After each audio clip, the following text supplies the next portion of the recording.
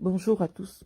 J'aimerais laisser ma réponse aux activistes de la base membre du MRC et originaires de l'Ouest Cameroun, plus précisément des Bamileke, qui m'ont interpellé tout au long de cette journée en ce qui concerne, en réaction à au message que j'ai laissé relatif à la destruction de mon image publique qui est orchestrée par les promoteurs du Bami Power sur Internet.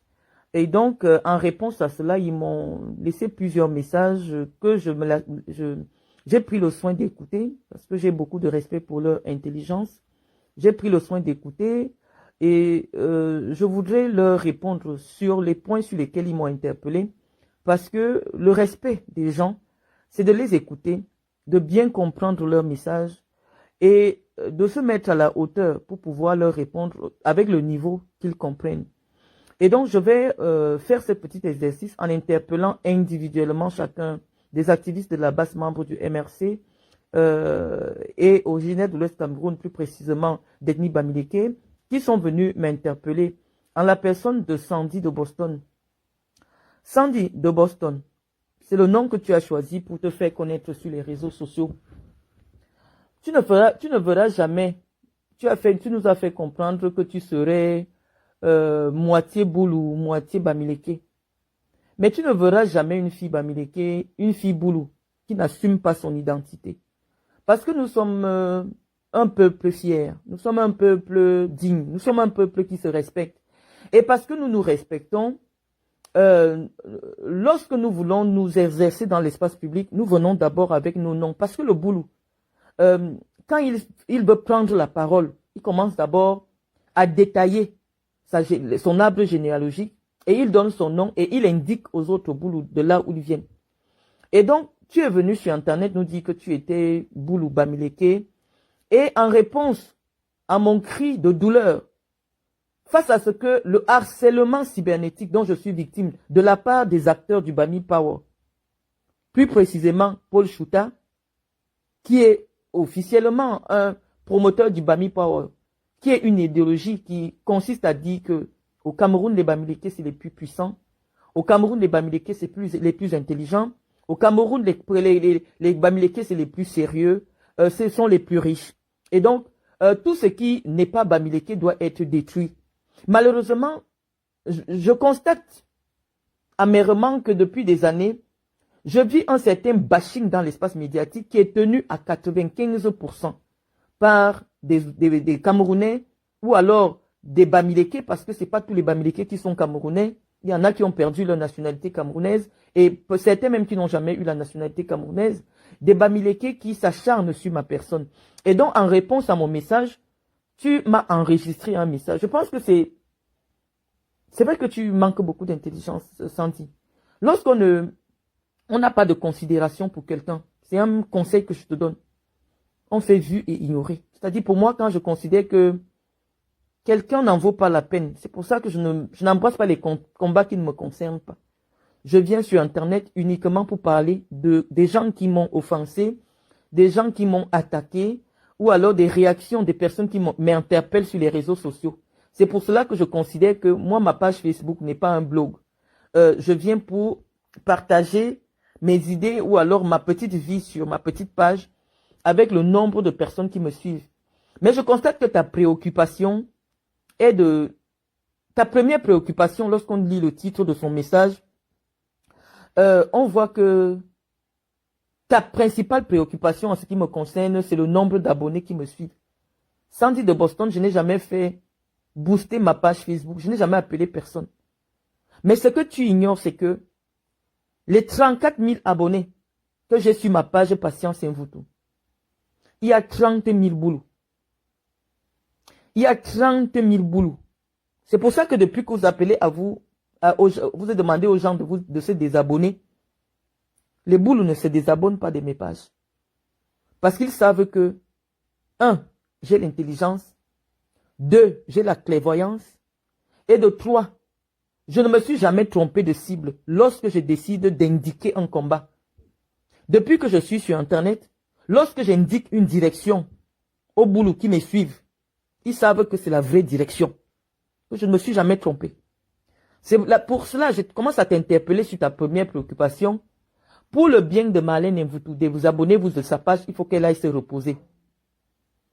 Désabonnez-vous de sa page. Vous avez organisé des cellules de signalement de mes pages Facebook. C'est-à-dire que vous avez le droit de m'interpeller, de parler de moi, de salir mon image publique. Mais moi, je n'ai pas le droit de vous répondre. Parce que vous signalez ma page, vous m'empêchez de laisser les messages. Heureusement que je me suis créé une page de secours pour avoir l'opportunité de dire ma part de vérité. Sandy de Boston, je ne sais pas si tu as écouté mon direct. Et si tu as écouté mon direct, je ne sais pas si tu l'as compris. Parce qu'en aucun moment, je ne demande aux gens de rester chacun chez lui dans mon direct. Et parce que je sais que tu n'as pas le niveau pour comprendre. Parce que les filles Bamileke sont toujours dans l'usurpation. Il y a un diplôme que tu as dû sauter. Tu as dû acheter un diplôme parce que tu n'es pas intelligente. Il n'y a pas de cohérence dans ce que tu dis. Mes directs sont encore disponibles sur ma page Patience Mvoutou. L'objet de mes sorties sur les Bamileke sont encore disponibles. Mais pour toi principalement, je suppose que comme tu vis en Angleterre, ton niveau de français a peut-être baissé. Donc je vais baisser mon niveau de langue pour que tu essayes de comprendre ce que j'ai dit dans mes directs. J'ai dit dans mes directs que, sans avoir aucun problème avec les Bamileke, après avoir présenté mes excuses aux Bamileke pour avoir dit que je suis une suprémaciste bêtise, parce que je ne sais pas, jusqu'à aujourd'hui, je ne comprends pas où est la corrélation entre le mot suprémaciste bêtise et les Bamileke, mais par intelligence sociale, par humanité, ayant constaté que des gens se sentaient profondément blessés par mon propos, je me suis fondu en excuses pour dire, mes frères Bamileke, ne vous sentez pas concernés particulièrement par mon propos. Lorsque je dis que je suis une suprémaciste bêtise, ce n'est pas pour dire que votre tribu est la moindre. Non, vous aussi, vous avez le droit de dire que vous êtes des suprémacistes Bamileke, qu'en principe, ça ne me dérangerait pas. Je n'ai aucun problème avec des gens qui combattent mon ethnie. Sinon, ou alors les gens de mon ethnie ont des problèmes avec ceux qui combattent notre ethnie. Nous ne sommes pas dans ces dispositions parce que lorsque quelqu'un est conscient de sa force, il ne va pas en guerre. Mais lorsque tu ramènes mon cri de cœur, je vais t'expliquer. Sans avoir aucun problème avec un Bamileke, sans avoir offensé un Bamileke, j'ai découvert que les blogs détenus par des Bamileke, des journaux en ligne détenus par des Bamileke, ont associé mon nom et l'ont mis à Google. C'est-à-dire que désormais, lorsqu'on fait une recherche sur Google sur mon nom est associé à une affaire d'assassinat d'un jeune au Cameroun. J'ai trouvé cela pernicieux. Parce que je n'ai pas compris le lien de causalité, la corrélation entre moi et un assassinat qui aurait eu lieu à Garoua. D'autant plus qu'aucun média n'a rapporté la preuve d'un décès. Aucune autorité au Cameroun ne s'est exprimée, n'a donné des justifications. On n'a vu aucune image, mais les Bamileke se sont empressés. Ces Bamileke-là, particulièrement, que moi j'ai interpellés, se sont empressés pour aller associer mon nom. Moi, je suis une personnalité publique. Sandy de Boston, au niveau de la personnalité, tu n'es pas à mon niveau. C'est-à-dire que si moi je vais maintenant rechercher qui est Sandy de Boston, on va me dire que tu as un profil Facebook. C'est-à-dire que malgré toute l'intelligence dont tu peux te prévaloir, le public camerounais, l'opinion publique camerounaise pense que tu ne représentes rien, en fait. Malgré ton nombre d'abonnés sur Internet, malgré tout ce que tu peux pondre sur Internet, les Camerounais et les Camerounaises disent que tu n'es rien. C'est pour cela que ils ne te mettent pas sur Wikipédia, ils n'affectent pas des journalistes à ton activité, ils n'écrivent pas des articles pour envoyer sur Google en ce qui te concerne. Parce que les Bamileke estiment que tu n'es rien, malgré ton activisme. Et donc les Bamileke qui ont les médias, je n'ai pas dit que c'est uniquement les Bamileke qui ont les médias, mais la grande partie, la majeure partie, qui torpille l'image publique des non-Bamileke sur Internet, pense que je suis une personnalité publique de haut rang et dont l'attention doit être particulier à poser. C'est-à-dire, dès que je tousse, c'est sur Google. Dès que je crie, c'est sur Google. Et vous confirmez, c'est-à-dire malgré ta condescendance idiote, de dire que oui, j'estime que tu n'en vaut pas la peine, c'est pour ça que j'enregistre une vidéo. Non, on n'enregistre pas une vidéo à l'attention de 45 000 personnes, parce que tu as 45 000 vues, 45 000 abonnés, pour s'adresser à une personne qui n'en vaut pas la peine. Donc soyons cohérents, soyons respectueux, parce que c'est le manque de respect qui est inné chez vous, qui pousse les gens de manière naturelle à vous mépriser. C'est-à-dire que vous ne pouvez pas réclamer le respect quand vous avez fait de l'irrespect votre mode de fonctionnement. Lorsque quelqu'un a besoin qu'on le respecte, il commence par respecter les autres. Et donc moi, par respect pour toi, je me mets en live parce que déjà les téléphones, en fonction de leur capacité, lorsque vous avez enregistré une longue vidéo, pour la publier, elle est lourde. Donc le live Facebook n'est pas une forme, c'est pas un luxe.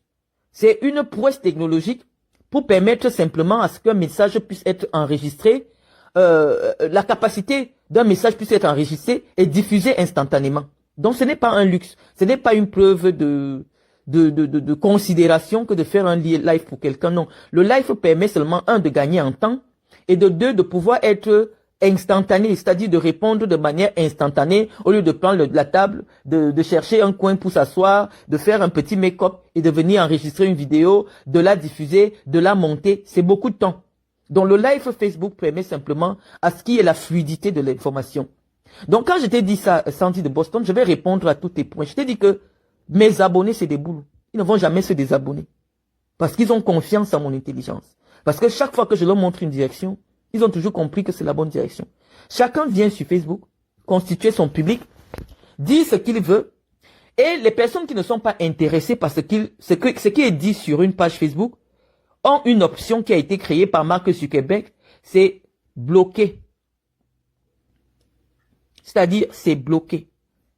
Donc, ton combat est de demander que les gens se désabonnent de ma page. Je n'ai jamais appelé personne à s'abonner à ma page. Mais avant de valider l'invitation de quelqu'un, je cherche quels sont nos points communs. Et donc, sur ma page, je ne valide que les gens qui partagent mes convictions idéologiques et politiques. Donc, sur ce premier combat-là, je peux te dire que tu as perdu parce que si l'objectif de dire des choses dans le sens qui vous convient, c'est que je garde des abonnés, je pense que tu t'es trompé. Donc, je vais te parler maintenant sur les points que tu as évoqués dans ta communication. Tu m'interpelles sur le fait que si je me réclame d'être docteur, cela signifie que j'aurais étudié un peu des sciences. Tu te fais même appeler endocrinologue. C'est-à-dire que la petite partie de Bamileke que tu as te pousse systématiquement à être dans l'usurpation. Parce que c'est de l'atavisme. C'est-à-dire qu'on ne comprend pas pourquoi tes frères et toi, vous êtes toujours dans l'usurpation. Est-ce que tu es spécialiste en endocrinologie? Tu dis que tu es endocrinologue, comment? Est-ce que tu es médecin? Tu as fait Bac plus 3 pour devenir infirmière. Ça ne fait pas de toi une endocrinologue. Non, tu ne connais pas les hormones. Non, ce n'est pas ton domaine. Tu n'es pas endocrinologue, tu es une infirmière. Tu sais essuyer les plaies. Tu sais injecter. Tu peux indiquer à quelqu'un comment il peut prendre son médicament. Voilà où s'arrête ta spécialisation. Et donc, tu ne pourrais pas, dans l'espace public, faire de l'usurpation. Parce que les boulots, le 100 petit boulot, le 50% boulot que tu réclames, aucun boulot n'a jamais été dans l'usurpation. Ni de titre, ni de nom. Un boulot, quand il vient se présenter, il donne son nom. Il dévoile son arbre généalogique. Pour que les autres boulots sachent à qui ils ont affaire. Quand elle vous te prend la parole, elle ne cache pas son nom. Elle met tout son nom. Et elle dit son âge, son vrai âge. Elle dit son vrai nom. Elle dit ses vrais diplômes. Sandy de Boston, je ne discute pas avec une usurpatrice. Parce que tu aurais été une endocrinologue, je t'aurais expliqué. J'aurais eu une discussion avec un spécialiste, mais tu n'es pas endocrinologue. Donc, tu es une usurpatrice. Et donc, tu me parles du fait que tu as étudié les sciences. Tu as un bachelor. Bachelor, c'est le niveau licence. Tu as un bachelor en sciences. Et ton bachelor te permet d'expliquer que le métissage est une richesse. Le métissage permet de lutter contre des maladies génétiques. Et donc, en principe, le fait que moi, je pense que je suis harcelé par des Bamileke qui m'empêchent de vivre ma vie, parce qu'ils m'ont fiché sur Google et sur Wikipédia, c'est une façon pour moi de demander aux Bamileke de vivre dans leur région. Je dis non, tu ne m'as pas suivi. Je dis encore pour toi que ma conviction est que chaque Camerounais se sente chez lui partout. Voilà ma conviction profonde. Mais le défi de l'intégration nationale, je suis obligé de parler en français parfois que tu ne comprends pas, malheureusement. Mais je vais le parler parce que ce n'est pas toi seul qui m'écoute. Je vais me répéter 1001 fois que le vivre ensemble n'est possible au Cameroun que s'il y a une réelle intégration. Si tu vois les gens me prendre au sérieux, sans dire, eux, ils ne voient même pas mon visage pour voir si je suis belle ou si je suis laide. Non. Ils me prennent au sérieux parce que ceux qui ont la connaissance savent que Marlène Mvutu a la connaissance. Et donc, je viens te parler que mon débat n'est pas à ta portée. Tu es infirmière, tu sais injecter les fesses des gens, tu sais mettre la perfusion, tu sais mettre les médicaments d'un patient, mais tu ne peux pas avoir un débat de science politique. Ce n'est pas ton domaine. À la limite, tu sais te déshabiller pour aller humilier Paul Biya. Mais je vais te répondre sur ce point-là. Et donc, je te disais que j'aurais bien voulu avoir ce débat avec un vrai endocrinologue parce que je les rencontre dans le cadre du suivi, dans le cadre de certains suivis. Mais tu n'es pas endocrinologue et donc, je préfère que tu ne te verses pas dans l'usurpation de titres. Tu n'es pas endocrinologue. Et donc, je disais que dans mon propos, je dis que tout Camerounais doit se sentir partout chez lui. Un Bamileke doit se sentir chez lui à Djoum. Voilà ce que je répète. Je l'ai dit dans mon direct, mais la partie là, parce que vous êtes dans la manipulation. Vous voulez expliquer encore la raison pour laquelle Kamto va perdre l'élection en 2025. Mais je ne suis pas votre souffle-douleur. Moi, je vous ai dit, moi, je viens sur Internet, pas pour soutenir Biya, mais pour résoudre mes problèmes personnels. Quelqu'un qui a eu un problème avec moi, même dans 100 ans, je vais parler le problème qu'il a eu avec moi. Je dis que tout Camerounais doit avoir les mêmes droits partout au Cameroun. Voilà mon discours. Mais je dis que le vivre ensemble au Cameroun est conditionné par la capacité des uns et des autres à intégrer les cultures locales qu'ils trouvent sur place. Et pourquoi je pense cela? Parce que tu as évoqué mon expérience de femme de caucasien, mon expérience de femme qui vit en Europe, et plus particulièrement en France. Sandy de Boston, lorsque vous arrivez en France, après peut-être un certain temps considérable, lorsque vous voulez solliciter la nationalité française, la France vérifie votre niveau d'intégration à la culture française. On vous demande, est-ce que vous connaissez l'histoire de la France? Est-ce que vous connaissez la langue française? Est-ce que vous connaissez et respectez les lois de la France?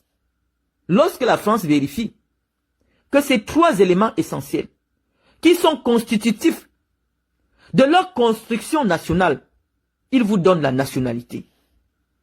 Mais lorsqu'ils se constatent que ni le français, vous ne parlez pas, leurs lois, vous les bafouez, vous ne les connaissez pas, vous les bafouez, et en plus de ça, vous commettez des infractions qui sont contre contre l'idéologie, les aspirations des Français à vivre ensemble en paix et en sécurité. Les Français ne peuvent pas vous donner la nationalité. Parce que les pères fondateurs de la France ont été convaincus que le vivre ensemble français passe par l'adhésion collective à certaines valeurs. Je vais parler peut-être un français que tu ne comprends pas, mais ce n'est pas pour toi seul que je parle. Une façon de parler terre à terre, parce que la France dit que Eux, ils ont cru que, ils savent que, je parle comme vous, hein, eux, ils ont dit que, pour que les Français se sentent français, il existe des valeurs, c'est-à-dire que des choses sur lesquelles tous les Français doivent être d'accord que c'est comme ça que nous devons vivre. C'est ça qu'ils appellent des valeurs communes. Et donc, pour le Cameroun aussi, puisqu'on se fait la projection par rapport à ce qui se passe en France, pour qu'un Boulou vive tranquillement à Bafoussam, il faut qu'on soit d'accord, il faut qu'il accepte la culture des Bamileke, il faut qu'il respecte la culture des Bamileke et qu'il essaye un peu de s'intégrer. On ne va pas montrer à un Boulou que tu vois la forêt là, il dit oui, ça c'est la forêt sacrée. Parce qu'en plein Bafoussam, moi je connais, en plein Bafoussam, il y a une forêt sacrée, en plein cœur de la ville, c'est-à-dire que l'urbanisation a contourné ça. Moi je connais parce que je fréquente l'ouest. On dit que c'est la forêt sacrée. Et un Boulou va venir, il va dire que nous à Samblima, nous on fait la chasse partout. On fait les champs partout. J'entre dans la forêt sacrée, je vais faire mon champ, je m'en fous, j'ai besoin de maïs, je dois chasser le rat, je dois chasser le hérisson. Nous on est un peuple de chasseurs. Il va offenser tout un peuple. Parce que l'intégration passe par le respect des cultures locales. Tu n'arrives pas chez les gens. Tu imposes ta façon de vivre à toi dans ton village. C'est ça que j'essaye de vous expliquer. À savoir que ce qui est valable, on dit moutatis moutandis. Ce qui est valable pour les Boulous en haut doit être valable pour les Bamileke, les Aoussa et partout. Les Boulous et les Beti et les autres ne doivent pas être les seuls à tolérer le manque de respect de leur identité culturelle, le manque de respect de leurs valeurs ancestrales. Sachez que ça va toujours créer un problème de vivre ensemble. Je m'explique dessus parce que c'est ma conviction politique. À savoir que l'intégration nationale n'est possible que si toutes les composantes ethniques intégraient les cultures des peuples autochtones. Ce n'est pas moi qui crée, c'est la constitution du Cameroun qui a fait une différence entre les citoyens. La constitution, ce n'est pas moi, je n'ai jamais été élu du peuple. Je n'ai jamais siégé dans une assemblée dans le but de constituer les lois. Mais c'est écrit dans la constitution du Cameroun qu'il y a une différence entre les citoyens camerounais. Il y a une différence entre un citoyen autochtone et un citoyen allogène. Moi, je suis une allogène, je suis considéré comme une allogène à Yaoundé. Parce que Yaoundé, ce n'est pas mon village. Et donc, il y a certains postes de responsabilité politique auxquels je ne pourrais pas aspirer. Puisque la constitution de mon pays dit que certains postes politiques sont réservés aux autochtones. Et donc moi, ça ne me choque pas. Moi, une fille Boulou, installée à Yaoundé depuis une vingtaine d'années, qui a une entreprise, qui fait tourner de l'économie, qui fait un certain nombre d'activités qui sont louables. Mais la constitution de mon pays, la loi de mon pays, met un plafond de verre à mon activité dans la région que j'ai choisie, à savoir la région du centre. Et donc je suis consciente de cela, mais ça ne me fait pas mal parce que je dis qu'en démocratie, c'est la volonté de ceux qui sont les plus nombreux qu'on accepte. Et cette volonté-là a été portée par le peuple camerounais de dire que les Camerounais sont différents. Les Camerounais sont différents. Et les Camerounais ont dit que, en fonction de là où tu es né, tu peux avoir des droits et comme tu peux ne pas avoir des droits. Et on dit que pour vivre dans un pays, il faut respecter les lois de ce pays-là. C'est-à-dire que le Cameroun a mis une différenciation sociologique entre ses citoyens. Ce n'est pas moi.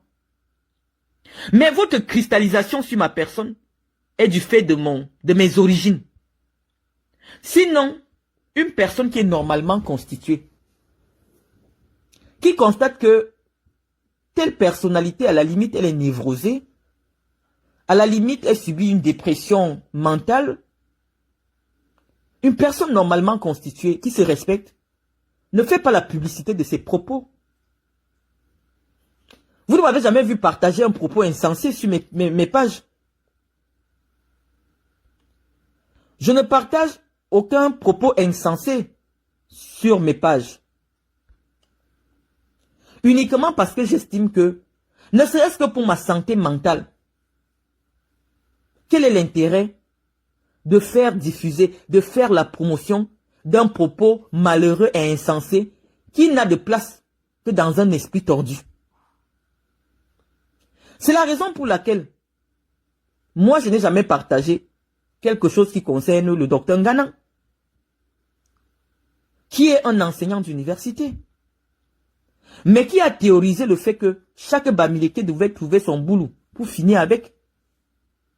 Je ne vous ai pas vu massivement vous lever pour faire des directs, pour dire à un professeur d'université dont la carrière respectable pourrait faire l'honneur de notre pays, mais qui a choisi depuis un certain temps de faire de la tribu, une petite tribu de moins de 80 000 âmes, la cible de toutes les attaques.